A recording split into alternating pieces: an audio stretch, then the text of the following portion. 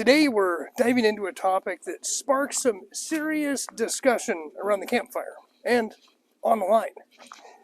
Should we always stick to the marked trail? Or is venturing off the beaten path becoming maybe the more responsible choice? It's kind of a head scratcher, and honestly, there might not be a correct answer. We all love getting out here, breathing in the fresh air and soaking in nature's beauty. But our presence, even with the best intentions, has an impact. And that's where our little debate kicks in. So let's take a look at this, for example, right? This is a very popular trail in this area. And all those happy feet, which is great for getting people outdoors, has done some damage to the established trail. It's even in areas started to widen the path and caused root decay on some of the trees and even eroded some of the soil on the exterior of the path. Very much an established path, but by sticking to the trail, it started to put a permanent scar in this area that'll be here forever. Now, let's switch gears a little bit. What about going off trail? Bushwhacking. Exploring the corners of the forest that are typically not touched by other folks. For some, this is the ultimate wilderness experience.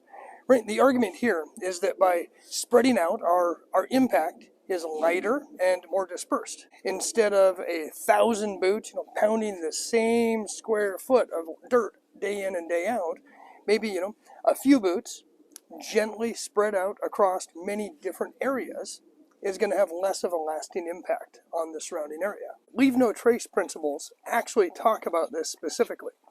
In pristine areas, dispersing your use can prevent the creation of new trails.